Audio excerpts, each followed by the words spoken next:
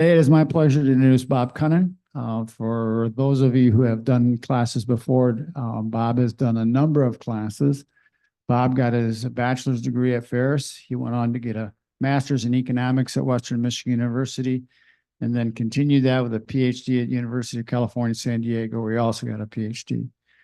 He started his career teaching and did a lot of teaching at Aquinas College, where he became the dean of business and economics and the evening program and created a huge success. In 1987, 86, he went to be one of the principal investors at Principal of Iowa, the large insurance company, went on to AIG, and then went to the Enterprise Group in Des Moines. And so one of the biggest attributes that I've learned about Bob, who is my brother-in-law, so he's paying me to do this, is that, Bob is the consummate learner.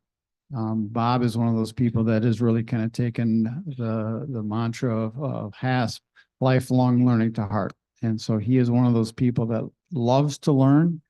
I think his wife would say sometimes he overlearns because he just doesn't stop. I mean, he continues to do that. And one of the conversations that we always have is that, boy, there's another new fact, Bob. I didn't think about that. He goes, well, there's more. And so that's one of the things that Bob is really good at. So it's a real pleasure to introduce Bob to talk about energy and geopolitics. Thank you. Is that on, by the way? Is it? Okay, thank you, Richard. I might add that I tried to get Richard to introduce me by starting out. He's able to leap tall buildings in a single bound. And, oh, I'm sorry.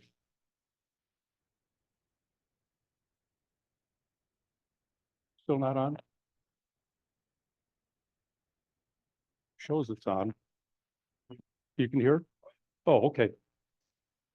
Anyway, I was saying that I was trying to get him to start out by saying he's able to leap tall buildings in a single bound. And he said, there's no way in the world that I'm going to say something like that. So we have to go with something a little more down note. But anyway, I'm going to talk a little bit about energy geopolitics. This is an area that's becoming a lot more important right now. I don't know if any of you saw this, but a couple of weeks ago in the Wall Street Journal, they did this article about tariffs are becoming much more of a geopolitical tool right now, and they're growing across the world. There are more countries that are imposing tariffs on imported goods and so forth. And I'm going to talk a little bit about why this is problematic and the challenges that could lie ahead for us if we go too far down this path. I noticed that both on the Democratic side and the Republican side, we have a number of initiatives that have been talked about. For instance, Donald Trump, he's talking about if he gets reelected, he's going to impose substantial tariffs on a number of items, and it will drive up the cost of imported items to about 17% of the total cost of that item. That's the highest it's been in over 40 years. And you can imagine the consequences of something like that. At the same time, Joe Biden has just put in place tariffs on China EVs. The European Union has done the same thing on China EVs. And we're going to see a lot more of this in the next couple of years, given the rhetoric that's going on. There are four major themes that I'm going to talk a little bit about. And I also want to hear your opinion about this. I'm very curious how people feel about some of these issues. So we'll get into that. But the first thing is that fossil fuels, which we're all accustomed to, are not going to disappear anytime soon. So the thought that somehow that EV vehicles are going to replace all of these gasoline-powered cars that we have on the road, it's just not going to happen. And I'll share with you the reasons why. The second point is that conflicts between countries on energy are going to accelerate. We're already beginning to see that across the world. For instance, Vladimir Putin is in North Korea today. He was there yesterday as well. But why is he there? he's going to agree to send more oil to North Korea in return for military weapons and so forth to increase his activity in the Ukraine and elsewhere. The third big point is that EVs, regardless of what your position now is on those now, they do have limitations. And one of those issues is insurance costs. The cost of insuring an EV is considerably higher than it is for a gasoline-powered vehicle. The second thing is that the Biden administration announced some time back that they were going to create all of these EV charging stations across the country. And we're talking about thousands of units that they promised. Right now we're at 6. And that's over a 4-month period. And one of the reasons why that's an issue is that they said that in order to be paid by the federal government, you have to meet equity, diversity, and inclusion objectives. Well, that's not so easy to meet all those requirements in that. And not surprisingly, they're not being built. So that presents a whole new set of challenges going forward. The last thing is that tariffs, and I talked a little bit about this in terms of this article, they're regressive. If you impose a lot of tariffs on foreign goods, it affects lower income people more than it does higher income people. So can you imagine what would happen if, for instance, we would get to 17%, the cost of an item has a 17% tariff on it, and you have a lot of lower income people who are dependent on buying these items? It's going to be really regressive, and it's going to affect them significantly. Also tied into that, it's inflationary. If you impose all of these additional costs on imported items, that's going to affect the rate of inflation. And we all know what we've dealt with the last 3 or 4 years. In 2001, we had the highest rate of inflation that we've seen since the early 1980s. I think we got up to about 8 or 9%. It's come down a little bit since that time, but it's still pretty high. So I'm going to focus on those themes going forward. And again, I will welcome your comments and so forth later.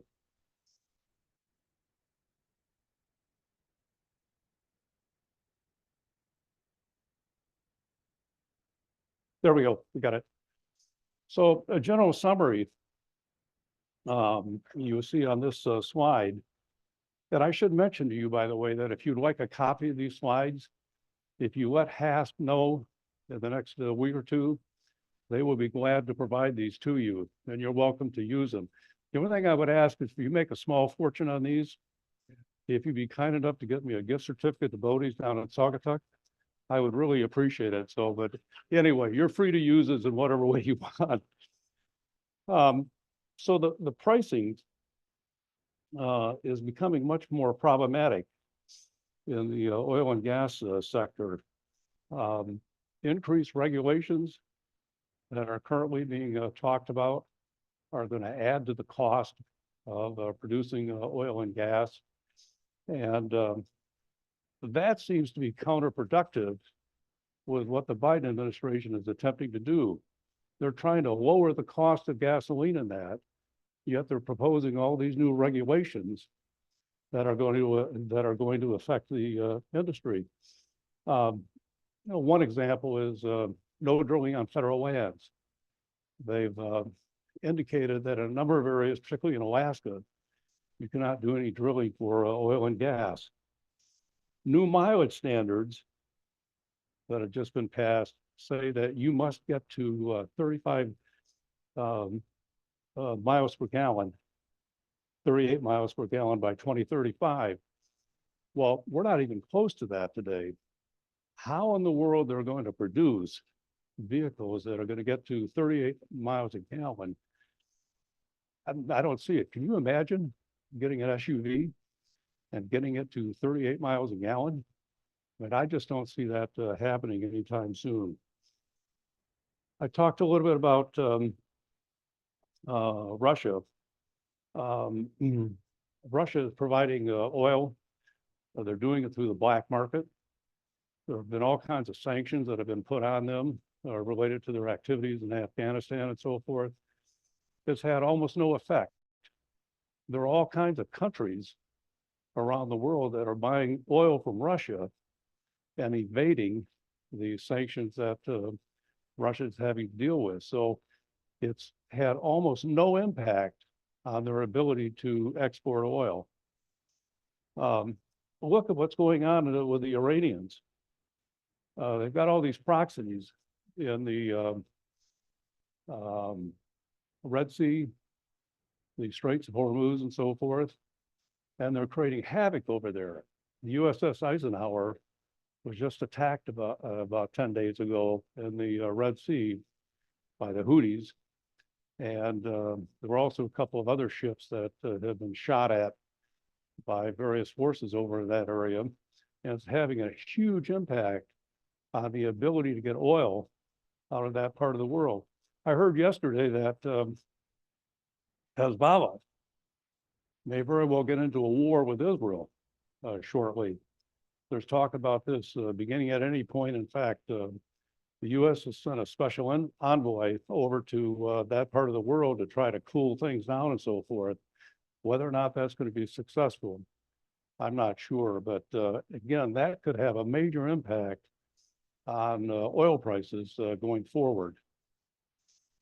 Another issue that you don't hear much about is individuals who are involved in futures and options trading. That's an area I'm pretty familiar with, having participated in that over the years. The number of people who have gotten into that in the last couple of years would blow your mind. You have a lot of individuals who are amateurs who are now participating in that market, and they have no clue what they're doing. And, you know, they'll read all these books, how to make $1 million in futures and options trading in the oil and gas industry. Well, that takes years of experience to be able to participate in those markets.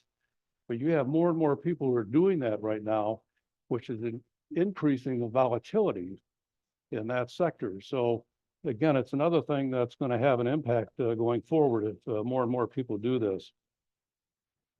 So I got some questions for you.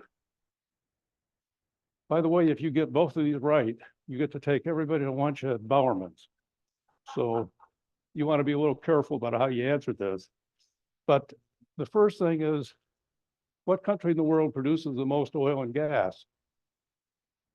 This has changed dramatically in the last 10 or 15 years. And I think it'll surprise you a little bit. And the second question, and I'm sure we all remember this, when was the Arab oil embargo? What year did that happen? And do you remember when you had 15 or 20 cars in front of you when you were trying to get into a service station? And it was a rather challenging period, to say the least. So this will give you an idea. In 2023, we're close to 18 million barrels a day in the US. If you had looked at that number 10 years ago, we were less than 10 million barrels a day. It's increased that much. And one of the comments that I make down below here, you know, you hear about the Biden administration being so hostile toward the oil and gas industry, yet in the last 4 years, we've seen a substantial increase in the production of oil in this country. And it makes me wonder if they're really committed to that approach. I mean, they talk a good game. You know, we want to have less emphasis on fossil fuels and so forth. And yet, when you see these numbers, they're different. I mean, it shows that we're producing more oil than we ever have. Saudi Arabia is number 2 at about 13.5. Russia's at about 11.2. And I put some question marks there. The more I've looked into this, I think that number is bogus. I don't think they're doing anywhere near that. I think this is a manufactured number to try to enhance their black market activity and to convince other countries that if they want to purchase oil in the black market, they've got more than enough to meet that demand. I don't think they're anywhere near that number, but clearly they've been successful in being able to do that. The other thing down here, you'll see that there's about 127 countries around the world that are producing oil and gas. A lot of them are really small. I mean, they're hardly doing anything. And they're doing so for their own countries and so forth, but they don't have much of an impact on pricing. A big thing here is that we're no longer dependent on other countries for imported oil. That's a big deal. We're energy independent. That means that if in the Middle East they have a war or something of that nature, we're not going to have a major problem in terms of meeting our own needs and so forth. 20, 30, 40 years ago, it would have been an entirely different situation if we were to have a big war over in that area right now. It would be really challenging to say the least. So anyway, it was 1973, to bring back a bad memory of what it was like when we had those long lines and so forth. But since that time, our situation in this country has changed dramatically in terms of being energy independent in that.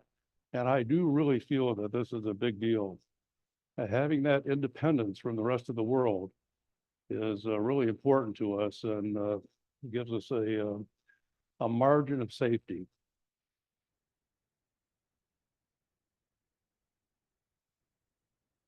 With the increase in the United States production of oil, what changed in the last 10 years from 10 million to 17.6 million?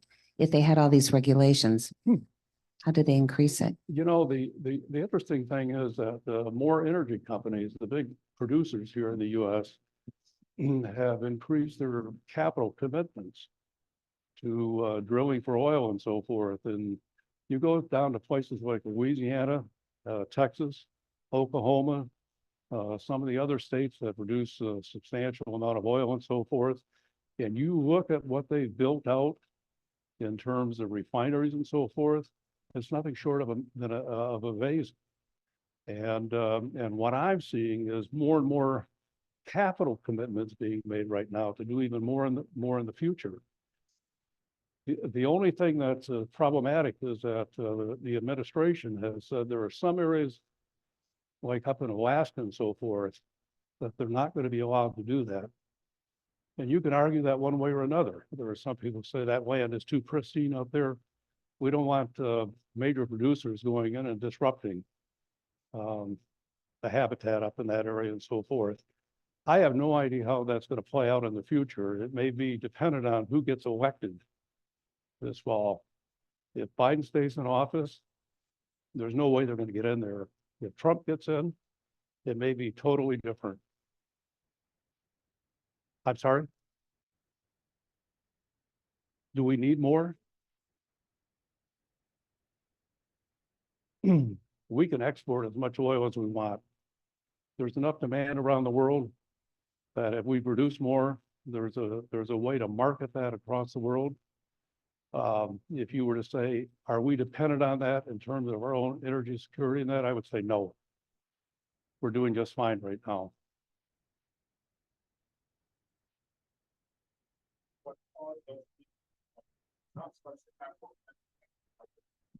What really changed is fracking technology. That was the thing that allowed us to produce, to be so much more productive.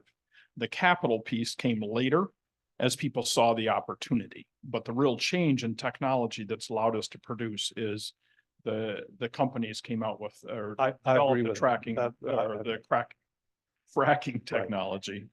I agree with that completely, by the way, but boy, there was a lot of capital that came in to take advantage of that situation, and there's still a lot out there. I mean, I see a lot of the private placements that are being talked about today and that are being presented to people like me. And it's huge, and that market is growing. I think I'm right in saying, though, that it's new licenses that are being stopped. I don't think the existing licenses were moved.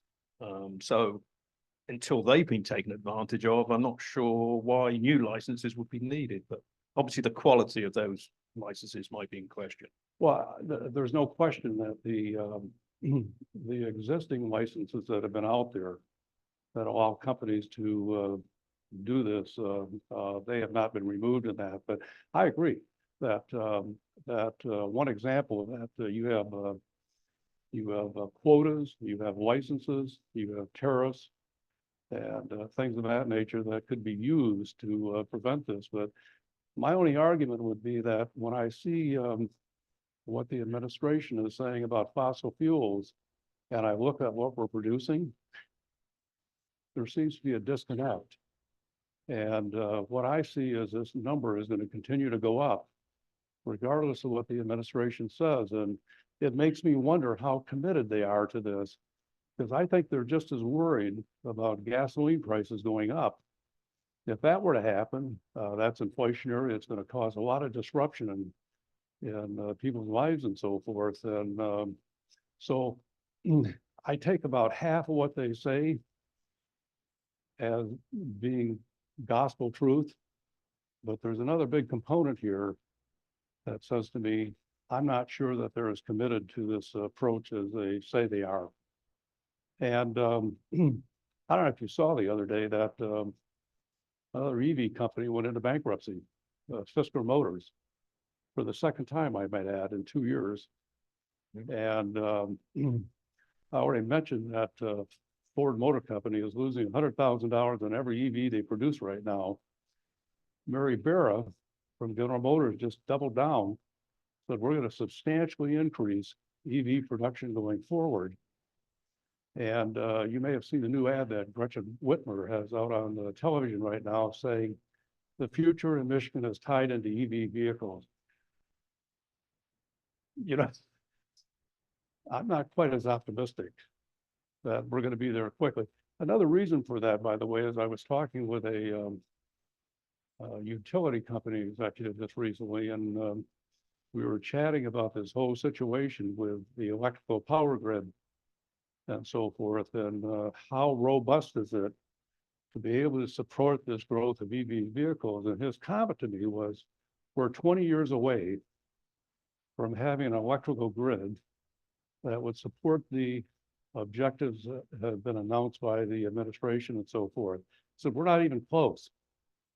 And that to me is a little disconcerting that we have this major issue that we don't have the grid to be able to support all of this increased demand. Yeah, I've got two questions. One, with all this oil we're doing, why have the gas prices gone up? And two, regarding Alaska, why, my personal opinion, if the people in the state of Alaska want to, and I realize it's federal land, but maybe there's too much federal land and it should be their choice if they want to, explore that oil and everything. Yeah, Richard shared with me something the other day, and you might want to comment about this, Richard. It has to do with the governor of Wyoming. And you want to tell him a little bit about that? Real quickly, the Wyoming governor is Republican and they export more coal than anybody. But he has gone on record and said Wyoming is going to be a state where it is both the coal and oil and wind and sun, and we are going to produce as much energy as we can because we will consume it all. So it's an interesting question, is to say it's not going to be just one thing. It's going to be all those things in the state of Wyoming. And it's going to be interesting to see. He's gotten pushback from his own constituents because they just want to focus on coal, but he's looking at all forms of energy and becoming pretty successful. And to me, that's really significant that they're taking a holistic approach and recognizing that we need to get sources of energy from a number of different areas and so forth, rather than just focusing on one thing saying we need to go to EV vehicles. You know, it's always struck me as interesting that utility companies use natural gas and other things to drive their turbines, to produce the electricity in that. Well, that creates its own source of pollution. So you get all these EV vehicles out here that may be generating less pollution than that, but then you're getting it from another source. And so the question is a quid pro quo here. Are you going to really make that much progress? So,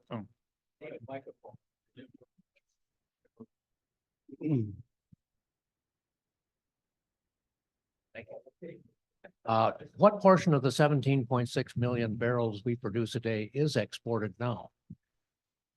It's not as much as you think it is. It's probably less than 10%. That's actually going to other countries and so forth. And but I was told by one oil company executive that they could do a lot more if they had to. In other words, it would be pretty easy to ramp up production and do even more exporting than that. Part of the problem here is that you have this huge black market that's going out across the world. And that's accelerating right now. You have more and more countries who are buying Russian oil at a deep discount to support their war effort and their economy. The Russian economy is in serious trouble without the revenue that comes from exporting this oil on this black market situation. They would be in really big trouble right now. There are all kinds of countries that are willing to buy the oil from them, including China. China is a big importer of Russian oil, in spite of all the sanctions that we placed on them and so forth. And my comment is that we have all of these sanctions, and you got all these countries over in the world who are ignoring them. They're just saying we're not going to abide by them. If we can buy Russian oil at a discounted price, we're going to do it regardless. And in fact, we are seeing that with a lot of other items as well. The growth of the black market economy across the world is going up significantly. And yet you have countries all over the world that are continuing to impose these sanctions on certain countries and that. There's another big issue that I think is that's tied into this, and it has to do with the fact that when you impose tariffs or you impose quotas or you are make a licensing a requirement in that, that doesn't go unnoticed. If you impose tariffs on another country's items and that, what do you think they're going to do? They're going to do the same thing to you. And some of you who have studied history may remember that in 1930, right after the stock market debacle in 1929 or whatever, the Smoot-Hawley was passed. And the Smoot-Hawley imposed substantial tariffs on all imported items. At one point, we got up to as high as 50 or 60% additional charge on any item that came in from another country. Well, not surprisingly, we ended up in a depression, the whole world, because other countries started doing the same thing. And the world trade came to a dead standstill for a long period of time. In fact, some would argue that the way we got out of this was World War II. Suddenly, the focus began to change. We obviously knew we were threatened by the Germans and the Japanese and so forth. We were less concerned about trying to protect our own economy, and we needed the goods. So more was being produced and so forth. But my big fear, and particularly when I read this article about what's going on internationally with tariffs right now, is that we could see more and more of that in the next few years. That every country is going to try to protect their own markets and so forth. And when I see this proposal from Trump to increase tariffs to the point where they will now they would comprise about 70% of the cost of a foreign item, I don't see where that helps anyone. It may raise some revenue temporarily in that, but it will be offset by what happens in terms of retaliation. And it's going to penalize lower income groups because of the regressive nature of these tariffs. We've seen that over and over again. How does that help anyone? So anyway. I have a question, you show the, large production currently by the United States. Do you think, given that production, the, tapping of the strategic oil reserves makes any sense? Try that one more time. Well, I'm saying that my understanding is we're tapping the strategic oil reserves to have a greater amount of oil on the market, and with the current production, does it make sense to tap those strategic oil reserves? Is it necessary? Well, it's a political decision. And when you had gas prices going up as fast as they were for a while, I don't think the administration felt they had any choice but to take that action. I think they were concerned about what was going to happen to them if they were to allow gas prices to go a lot higher. Okay, so the production couldn't be increased even higher to make up. Actually, it could. But I Okay. think there was a reluctance to start encouraging oil and gas companies to produce even more, particularly when you have announced that you want to de-emphasize fossil fuels going forward. So the easiest solution is to simply say, we're going to take from the strategic reserves to bring down these prices and so forth. So the emphasizing could be just through the, talking about politics, through the election to keep prices down. And then they'll show that they're more serious about cutting fossil fuel production. Are you suggesting that that all political decisions are rational? No, it depends. Rational if you're based on the politics of getting elected. I guess there's some rationality there. If there's these days, if there's a way of buying some votes, and I don't care what the subject is, they're going to do anything they can, particularly when you have such a hotly contested election where you have maybe 1 or 2 points difference between the two candidates. And I am afraid we're going to see a lot more of that in the next couple of months. And invariably, those decisions turned out to be counterproductive. I suppose if you end up winning as a result of it, you might have a totally different view. Problem is, you got to live with it. And that's my worry, is that we forget about the unintended consequences of some of these issues. I don't know, we'll have to see how this plays out, but my guess is we're going to see a lot more of this in the next couple of months. We just saw it the other day with this immigration issue. In fact, I think that decision is going to be announced today that basically says that if you marry an American and you've lived here for a certain period of time, you will now have legal status and you can apply for citizenship, and it involves about 1.2 million people. Well, does anyone think that this is not a result of trying to buy some votes? I mean, it's going to keep the left happy because that offsets what Biden did a month or so ago when he said we're going to shut down the borders, which obviously got a negative reaction from the far left. Now we're going to do this to offset what he did before. I'm glad I don't have to make those decisions.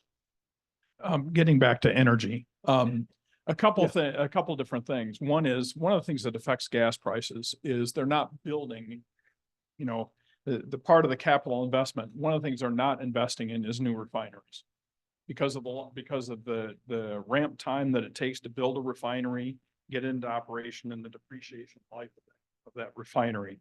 And so that's one of the biggest effects of gas prices. And of course, because of the long-term direction, I want to switch to these a little bit, and utilities. So that we're at the beginning of a very long, people are describing that we're all going to be in EVs in 2035 or whatever the number is that Mary threw out recently. EVs is going to be a long march. And fossil fuels are going to be with us for a long time.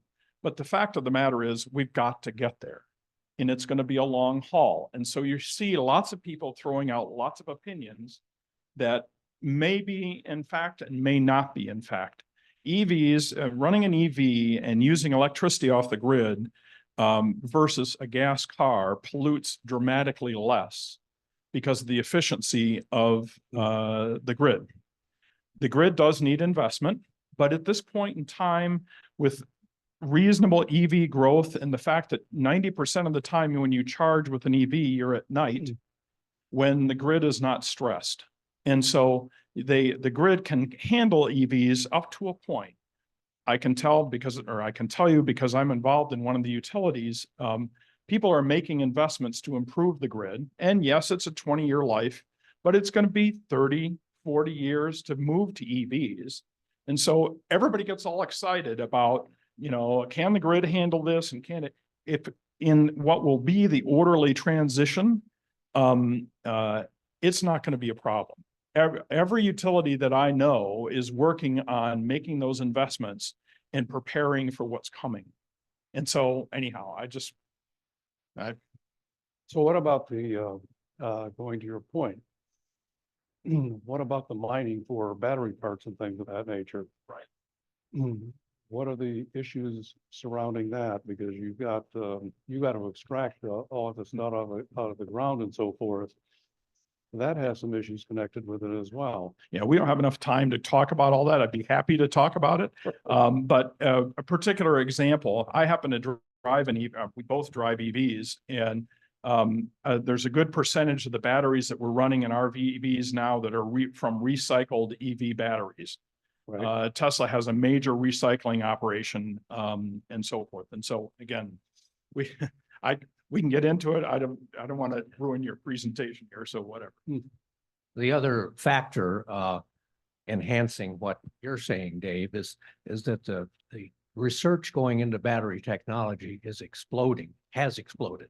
Right. And the rare earth materials needed now, they're learning rapidly how to reduce or even eliminate those. And ranges, Toyota's talking about 700 miles of range per charge and charging in 10 minutes.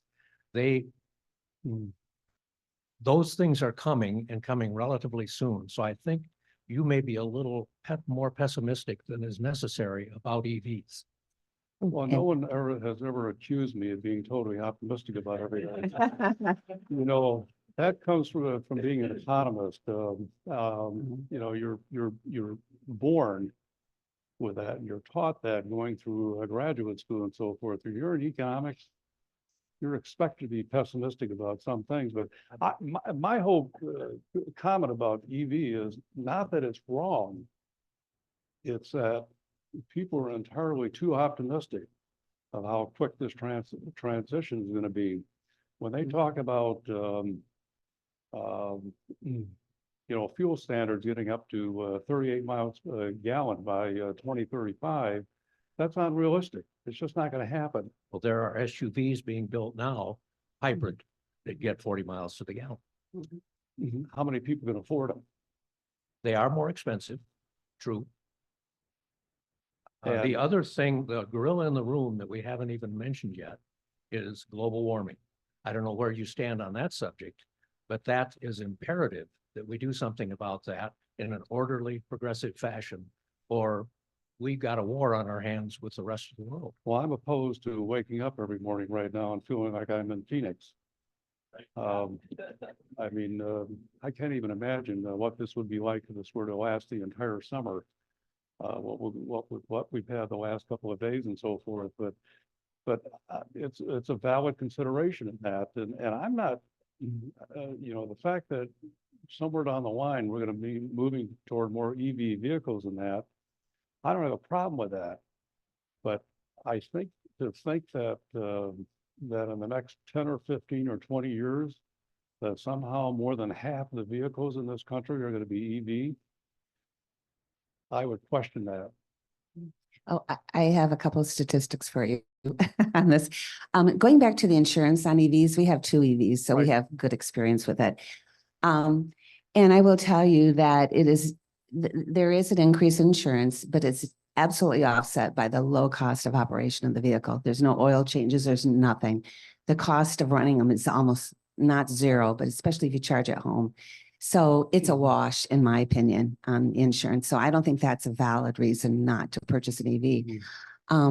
As far as gas engines, the total number of gas engines or cars produced in the world peaked in 2017.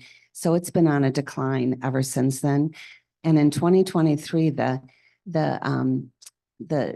largest selling vehicle in the world was an EV. It sold more than anything else. So it's starting to happen. Of course, we're EV lovers, so I'm positioned in that way, but I read a lot of the statistics and things are changing. It's not going to be that fast, like David said, it's not going to happen, but it's coming. So So the other consideration is, I have a person I know down in Florida who was just in an accident with the EV.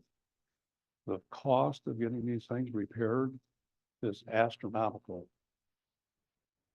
And that's assuming you can get the parts. And that may change down the line. I'm just saying we're not there yet in terms of being able to do this. I'm not saying that it's not a worthy objective to move in that direction in that, but somehow the thought that in the next 10 or 15 years, we're going to make this major transition, it's just not going to happen. And that's what I'm fearful of, is that you have all these individuals out there, these pundits and that, saying that we're going to get there very quickly in that. I just don't see that.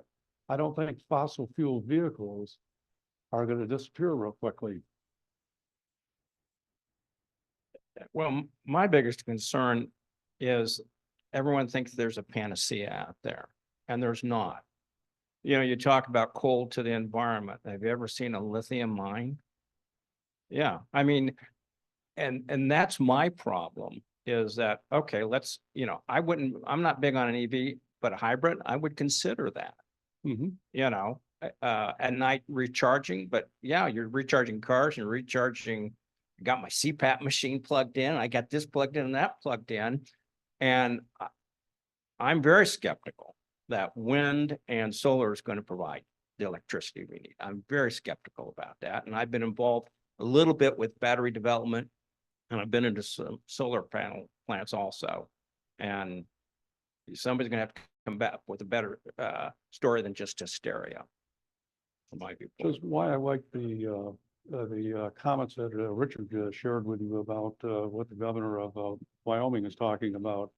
He's talking about multiple sources of energy and so forth, and that we've got to consider using the full range of things that are available to us. Doesn't mean that we go in one particular direction or another. We've got to be flexible enough to recognize that we're going to have a lot of different needs going forward. And I just worry because I hear from friends who own EV vehicles saying, well, we're going to get there in the next 5 or 10 years. And my comment is not a chance. I probably won't be here at that point, but some people will. And I just don't see it happening. And when I hear from somebody relatively high up in a utility company, I'm going to not say which one it is, and he says, no way. He says, we don't have a capacity to expand the grid fast enough to be able to meet these kinds of objectives and so forth. Now, could we get there in 20 years, 25 years? Probably. So. I just caution that people kind of have a poor track record forecasting the future. I go back in 1970, I took a job as a gas engineer with a natural gas utility. And 6 years later, I was laid off because we couldn't add any more customers. There was going to be a natural gas shortage then. Right. And also you go back, the popular book, I remember reading in I think the similar time, 70s, Paul Ehrlich or whatever, there, Population Bomb. that never materialized. And nuclear energy was going to be free. Right. It was going to be so cheap and plentiful, and they still keep holding out fusion and things like that for the future or something like that. So I caution about putting all of our eggs in one basket that way. You know, on that point, when I went through a graduate program at UCSD, and I finally got finished with that, got the degree and so forth, my major advisor, he said, that PhD you have, you know what that middle letter is? The H? And I said, well, I think it ties into philosophy. He said, no, that really means humility. This is a license to learn. This does not mean you're competent to opine on every issue. And I thought it was one of the best pieces of advice I ever got, that we all have such strong opinions about things and so forth, and where things are going to go. And I can tell you in my professional career, having done a lot of research studies and working in a private setting for 2 insurance companies out in Des Moines, Iowa, I made more than my fair share of mistakes. And by not being willing to listen to other opinions and so forth, and it was a very rude awakening in that. And I fear sometimes that when you look at what's on the national news and that, and everybody has such strong opinions about that, and I look at some of those issues, I think to myself, are you kidding me? There's all kinds of factors here that could happen in the next few years to totally change that situation. And it comes down that hard on a particular issue is crazy. And that's why I think it's important for us to have some flexibility, to be willing to listen to other people.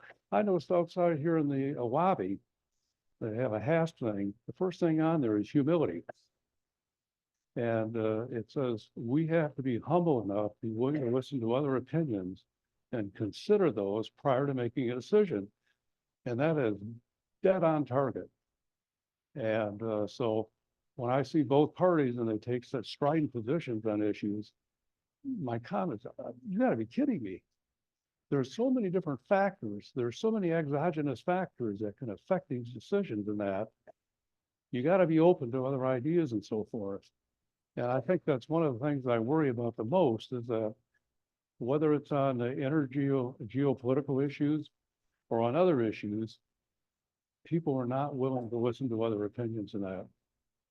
So anyway, I just looked up the number, total global sales of automobiles last year, 18% were EVs. Mhm. So to get to 50% in 20 years, sounds like it should be pretty easy. let me ask you a question. The Biden administration just imposed a substantial tariffs on China EVs. The European Union did exactly the same thing. Well, they're doing that to protect their automotive industry, of course. A short-term solution and a long-term But if their mistake. principal objective is to increase the availability of EVs, particular cheaper EVs in this country and that, why would you do that? Why would you do what? Why would you impose substantial tariffs? We know that China EVs are cheaper than the ones that are available here in the US. If your objective is to increase EV usage in the US, why would you do that? To protect your automotive industry. My point exactly, Give and take. exactly. It's a transition, not a And steep change. here's another question for you. Don't take the mic away. Next slide. I got him on the spot now. I want to. Yeah.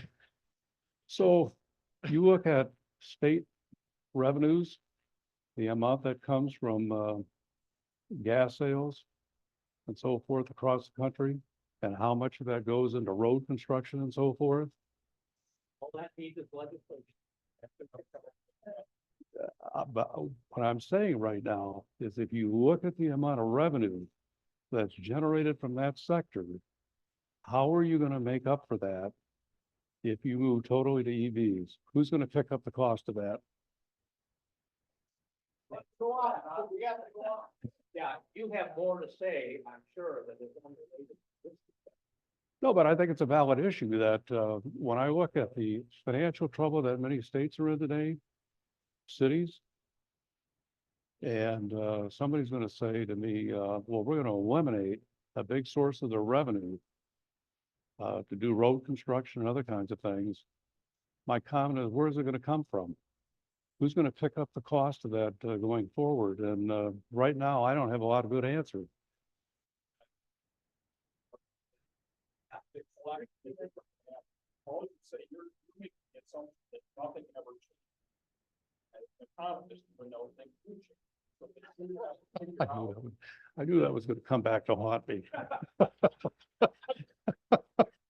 You're up there. Anyhow, the point is, the states and going through the process right now, how do we replace those revenues? How do we tax convenience in such a Mhm. manner? The company costs where it goes to the road, so it'll change. And so it's just something, it's how the economy, the world has to adjust itself. I don't disagree with what you just said. I just don't see it happening as fast. It may come in the next 15, 20, 25 years. We're not even close. It's their problem. Much sooner than 15 or 20 years. Our roads will be even worse. I suspect they'll change, with the meetings that they're having now and how they're changing that. Could be. Again, my problem is one of timing. And when I hear all these optimistic assumptions about how fast this is gonna happen, the skeptical side of me says, not a chance. Just not gonna happen. And it doesn't mean you don't work towards some of these objectives and that. I have no problem with that. But don't tell me that, that General Motors is going to be selling more than half their vehicles in the next 5 or 10 years, and they're going to be EVs. I don't see that happening. So anyway, I better move along here. I'll never get through this. So I talked a little bit about what Russia is doing with this black market thing. And by the way, a lot of their oil is going to China right now, and they're buying it on the black market at a deeply discounted price. There's no recriminations for this. My question here is, what additional sanctions will work? What more are you going to do to them to force them to change their behavior in that? If the existing ones don't do anything, it's not going to serve any purpose to be imposing more sanctions on them. A lot of other countries don't even abide by these. What I'm really troubled by is this black market thing. What I see is the black market around the world is growing for all kinds of things. And individuals are going around the governments and so forth to import items or whatever to avoid sanctions and other kinds of things that their governments are imposing. I worry about that because of the impact it could have. Question, if the war in Ukraine ended tomorrow, and I guess then you take the sanctions off Russia on oil, since black market oil is sold for such a discount, Right. Would the price of oil, price of things here in the US go up or down if the war ended? That's a really interesting question. I don't think we're going to be as dependent if that were to come to an end quickly. I just don't see that happening. In fact, I just read a report yesterday. This individual was saying, I'm not so sure that Putin is not winning over there. And he says, when you look at everything that's going on over there and the inroads they've made into the Ukraine and so forth, yes, the Ukrainians have put up a valiant fight and so forth, but now Russia is actually recruiting individuals from other countries to enter the Russian army to fight there. And in some cases, they're actually forcing people from other countries to join the Russian army to participate in some cases, kids as young as 13 or 14 years of age. are being recruited and so forth. He seems to have the capacity to keep this going. I think there's a good reason why he's in North Korea today. That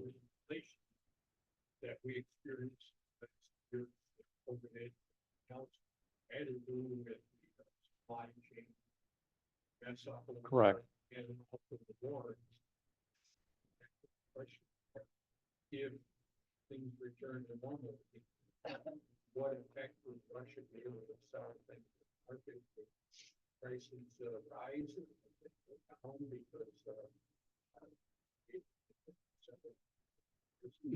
My only comment is that I think Putin is caught between a rock and a hard place. Politically, he cannot afford to walk away. He's got too much invested at this point, and he's going to take this to the last possible point to try to win this. And I think he's getting progressively more desperate, which may be part of the reason why he's in North Korea right now. But imagine what would happen if he has to admit to the Russian people that he made a big mistake. If he thought that we thought that a Wall Street journalist who's going to be tried for treason is in trouble, I can't even imagine what's going to happen to him if he has to walk away from this. So I question whether or not he's going to be easily convinced to abandon the Ukrainian operation and so forth. I just don't see that happening right now. I think this could go on for a considerable period. Okay. So very quickly on oil and gas pricing, we talked a little bit about the supply and demand situation. There's no question that that's an issue with the availability of oil around the world. But what a lot of people don't realize is there's a difference in the oil that's produced in one country versus another. Interestingly enough, we produce some of the cleanest oil in the world. Russia does not. And depending on where it comes from, has a big impact on what the demand for it is.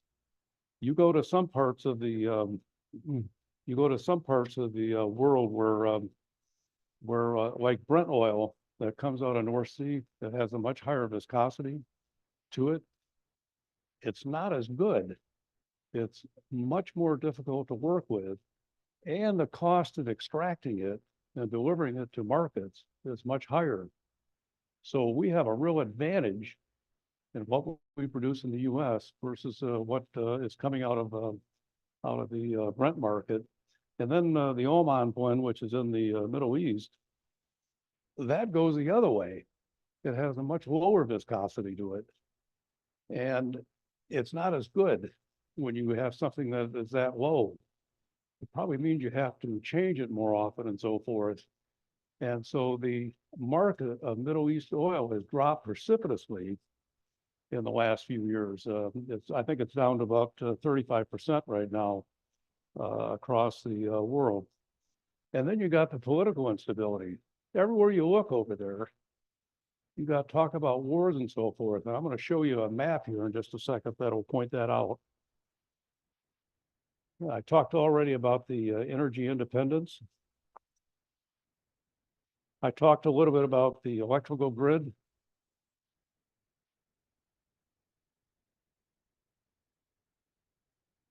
Whoops.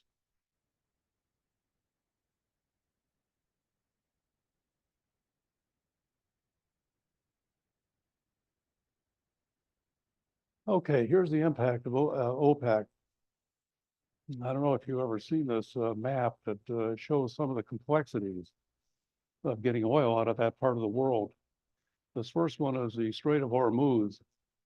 And there's quite a bit of activity over there right now, and ships are being shot at and so forth. But look how narrow that passage is. You have a very narrow passage of getting ships through. And it's pretty easy for rebel groups, Iranian proxies, to pick things off. And the cost of shipping through that area has gone up dramatically in the last couple of years because of the dangers and so forth. Anyway, that's one thing. Getting into the Gulf of Oman is much more of a challenge than it has been. Then you got this. This is where the USS Eisenhower was attacked recently. You have the Houthis that are operating through this whole area of Sudan and so forth, and down in Somalia. But look at the area they have to get through. They get through there. They do have pipelines in that area, and that unfortunately the pipelines are being blown up left and right by the Houthis in that area right now. So it presents a real interesting challenge to Saudi Arabia in order to get oil out of that area and so forth.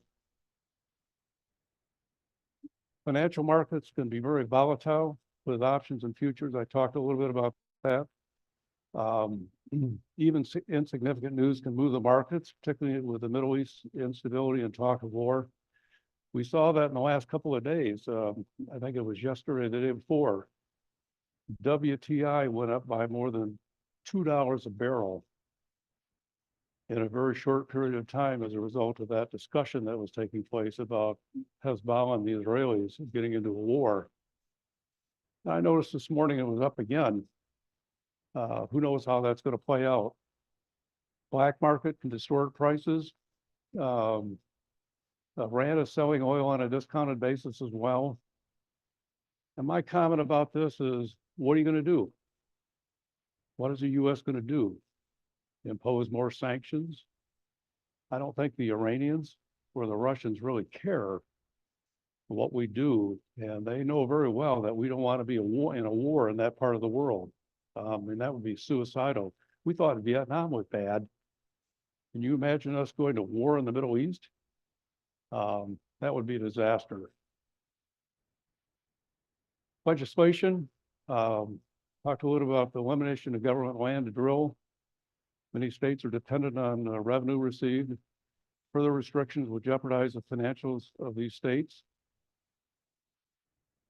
I read the other day that about half of the states in the country are in serious financial trouble right now. You all know the stories about Chicago, New York, and some other cities and so forth that are teetering on bankruptcy, insolvency, and so forth. That risk is going to continue to escalate, I think, in the next few years. The majority of the oil produced in the world is controlled by government entities around the world. It would be fair to say that many of them are corrupt. When you look at some of these countries and what they're doing in that, we think we have problems here in the US. A lot of these countries have a much bigger corruption problem than we can ever imagine. Weather,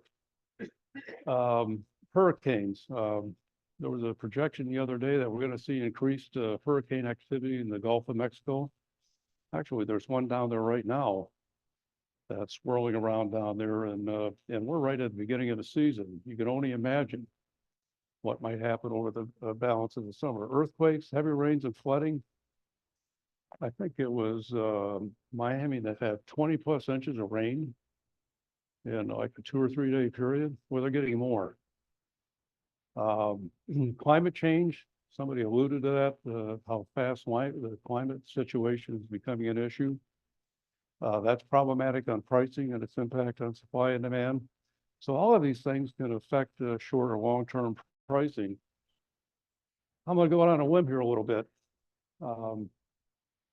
He's out of the room right now, so I can get away with that.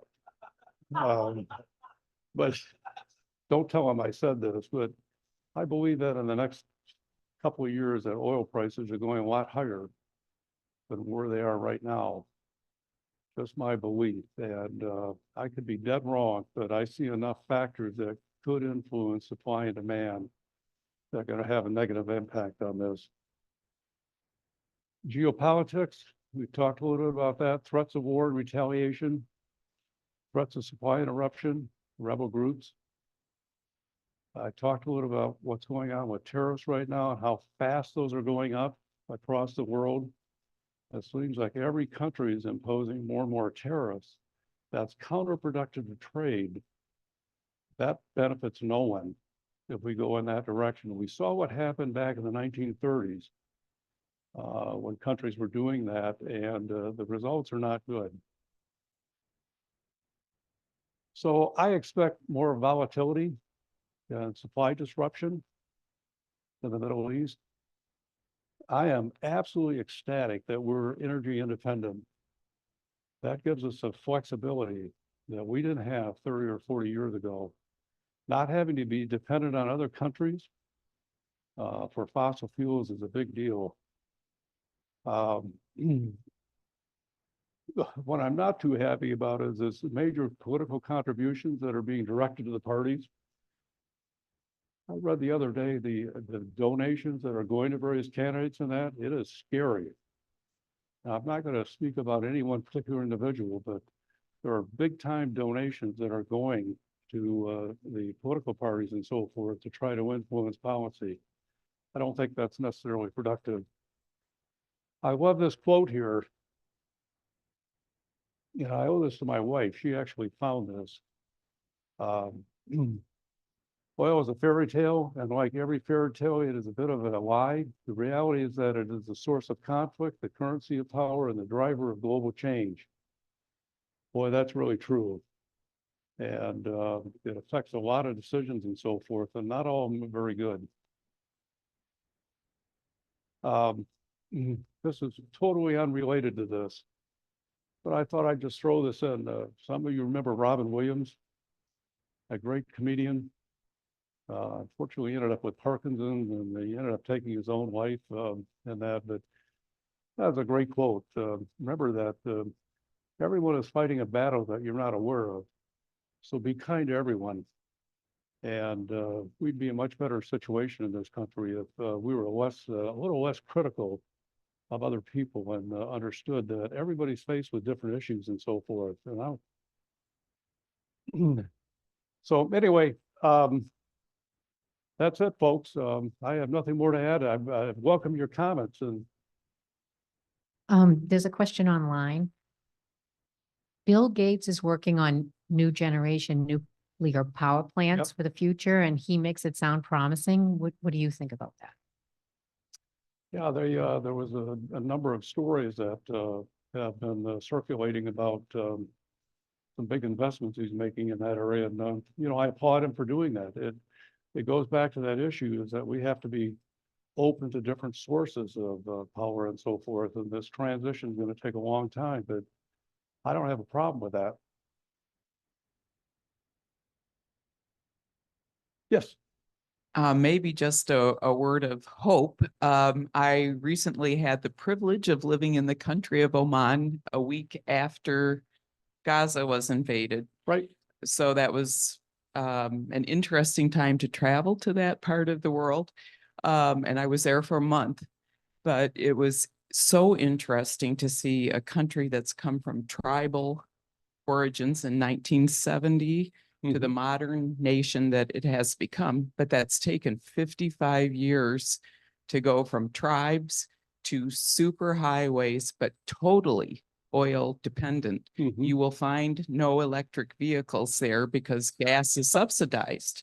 So for about $2.60 a gallon, everyone drives gasoline powered vehicles. And the ships are going through north through the Straits of Hormuz and south. Of course, that was several months ago, but there is a military presence by the Sultanate guarding the straits. Always, you're always aware of that. And as far as a country recycling, everyone uses disposable water bottles for their water. They don't recycle. They don't even have that infrastructure yet. So, you know, I think we look at it from such a narrow viewpoint from our own country. And yet Oman is a very peaceful country, and they want to be peaceful, and they want to be the Switzerland of the Middle East. So we have to be careful how we view the whole world. And they deal with China, they deal with Iran. The vehicles are from all over the world. There are Chinese Lamborghinis gas-driven vehicles there. They have lots of expensive cars, but they're not all from the United States for sure. So Yeah, it's just, I would bet you see a lot of Lamborghinis over in that area and so forth. Yes. And, but this kind of goes to that point that, that change, every government has a different set of objectives. If their primary source of revenue comes from oil and so forth, what incentive do they have to move in a different direction? If they want to continue to develop that country and so forth, do they really want to move in the direction of EV vehicles? I don't think so. And I would say that there are a lot of countries around the world who are in a similar situation. They generate a lot of revenues from fossil fuels and so forth, and the sale of regular vehicles. And that it goes back to what we were talking about earlier. It's going to take time for this transition to occur. And I think it's fine that we move in that direction in that, but don't tell me that we're going to get there in 10 to 15 years. I just don't see that happening. And so. Yeah. So, when you started the presentation, you talked about we're energy independent now. Do you think that that's pretty well accepted? Because I know that in the political realm, there's people running on a proposition that if you vote for me, we'll become energy independent. That we're not now. So is that controversial in your mind? That What do you think? I think it's a controversy that we're energy independent, but maybe again, I don't know as much about it. That the same people would say that would make you think that we weren't the biggest producers. We haven't increased the oil production, that we need to drill, baby, drill, or whatever is the political commentary. So, I mean, do you think now that we're energy independent? I just think there is such a polarization of opinions today about how things should be handled that I worry that when you have people on both extremes, somehow you don't ever get any consensus to move forward.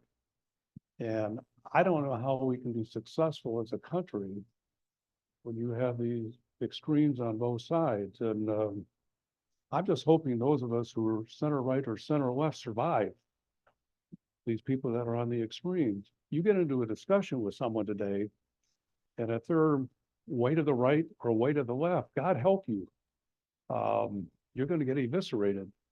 By the way, that's a great word to use in a conversation. If you really want to be respected by other people, throw that word eviscerated into a discussion, and they're going to automatically assume you're one of the smartest people in the world. I have to leave early, but I did want to thank you for the presentation. That was very good, and to everyone for a lot of reasonable discussion and everything. So, Thank you. Well, thank you very much, folks, for joining in. I found these questions and discussion very useful, and I'm very interested in hearing other people's opinion about some of these things. And actually, I'm reassured that people are thinking about these issues and so forth. I sometimes worry that people are not focused on these things, but boy, this group sure is. So thank you very much. Thank you. Thank you. Thank you.